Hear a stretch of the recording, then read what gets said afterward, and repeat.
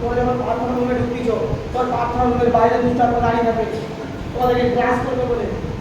তোমরা দেখবে আমার কথাটা তোমরা মিলাবে, আর তারপরে আমার প্রতি বিশ্বাস নিয়ে নাও।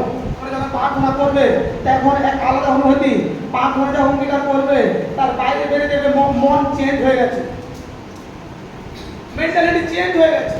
কেন? দুষ্টাত্মা বাইরে আসছে, শীর্ষের ক্ষমতা বাক্য ধরে প্রার্থনা করো। আমি তাই জন্য এই নোটিফিকেশন তোমাদের কাছে দিয়েছি কিছু বচন ধরে, ওখানে কথা লিখেছি, ওই বচনগুলো ধরে তোমরা প্রার্থনা করবে।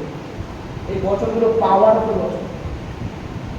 এই বচনগুলো গীত সেমিনারে লেখা, কিন্তু এটা দাউদের লেখা নয়। গীত সেমিনারে শুধু দাউদের লেখা নয়, অনেক নবীর লেখা আছে। ওটা হচ্ছে মুসার লেখা, যেগুলো দিয়েছি গীত সংহিতা তার 91-10 থেকে লিখেছি। ওটা হচ্ছে মুসার লেখা। মুসা, নবী মুসা, নবী মুসার সঙ্গে কতজন পরিচিত আছে? বাইবেল বলে মুসাকে কতজন চিনে? মসিকে, মুসাকে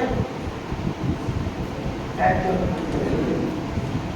তোমাদেরকে বর্ণনা দিই, আজ আমি কেন এই জ্ঞান দিয়ে যাচ্ছি, কেন এই শিক্ষা দিয়ে যাচ্ছি, তোমাদের রাস্তাকে আমি সরল করাচ্ছি। পরমেশ্বরের নবী ছিলেন মুসা, প্রভু যিশু আসবে তার ভবিষ্যৎবাণী বলে গিয়েছিলেন। মুসার হাতে যে ছড়ি ছিল পরমেশ্বর তাকে অভিষিক্ত করেছিলেন। মুসার হাত দিয়ে পরমেশ্বর মিশরের 10টা ভবিষ্যৎবাণী পূর্ণ করেছিলেন। মুসার হাত ধরে ইসরায়েলকে রক্ষা করেছিলেন। মুসার হাত ধরে ইসরায়েলকে দেশ দিয়েছিলেন। অনেক ক্ষমতা সাক্ষী যাত্রা মুক্ত করবে, বুঝতে পারবে মুসার সঙ্গে পরিচয় হয় তোমাদের। তোমরা তো বাইবেলে প্রত্যেকটা নবীর দাসের সঙ্গে পরিচিত হও আগে, তারা কি বলছে তোমাদের। পরমেশ্বর মানে শুধু চিন্তা করবে, বিদ্রাপ করবে না, এটা দিয়ে কি হবে? এটা এখানের জন্য কিছু লাভ নেই, আত্মা চেঞ্জ হচ্ছে না। বাইবেলের সঙ্গে কোনো সম্পর্ক নেই। বাইবেলে যে নবী যারা কথা লিখে গেছে উনাদের সঙ্গে তোমাদের সম্পর্ক নেই, পরিচিত হবে। বরদান দেখবে কি করে? আমি এসেছি এখানে, আমি 5টা বছর নিয়ে এসেছি, তোমাদেরকে বলছি তোমরা আমার মধ্যে থেকে তাকিয়ে আছো, যা যেটা বোঝার বোঝেছে, কেউ ঝুঁকছে, কেউ মনে করছে বাড়িতে ঠিকঠাক আছে, কেউ টাকা দিচ্ছে, যে যেমন করছে আমি সবই জানতে পারি, কিন্তু আমি কাউকে লজ্জিত করতে চাই না। এটা বিশ্বের ক্ষমতা তোমাদের হতে পারে না।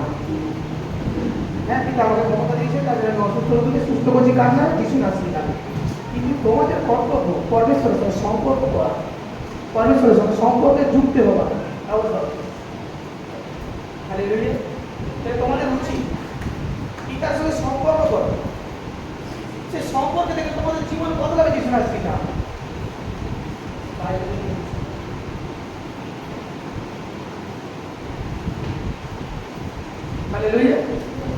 পিতার সঙ্গে যদি কেউ সম্পর্ক করতে পারলে, দাসের সঙ্গে সম্পর্ক করে দেখো, দাস তোমাদের জন্য প্রার্থনা করতে পারে, কিন্তু স্বর্গে গেট খুলে শিশু নাস্তি নামে।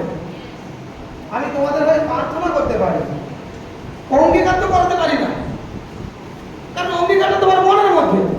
আর সেই কারণে পবিত্র আমার কাছে দুঃখান্তে বললাম, পিতা আমি তো প্রার্থনা করতে পারি, এদের জন্য আমি এখান থেকে প্রার্থনা করছি, কিন্তু কে কিভাবে প্রার্থনা করছে আমি তো জানি না, কিন্তু সে অঙ্গীকার দাও। আর পিতা সে অঙ্গীকার দিয়েছে, আর সে অঙ্গীকার আমি লিখেছি। আমি সত্যি সত্যি বলছি, পিতা আমাদের পুরো ওয়ার্ল্ডের জন্য বানিয়েছে। মানুষের অনেক বড় বড় দাস আসবে, তোমরা দেখবে নিজের চোখে, শত্রুতার সঙ্গে নয়, মিত্রতার সঙ্গে অনেক বড় বড় দাস আসবে। যে আমার নিন্দা করেছে যেখানে সেখানেই পড়ে থাকে, যে আমাকে ভালোবাসে বিশ্বাস করে সে আরো উচ্চতায় উঠে যিশু মসিহ নামে। আমেন।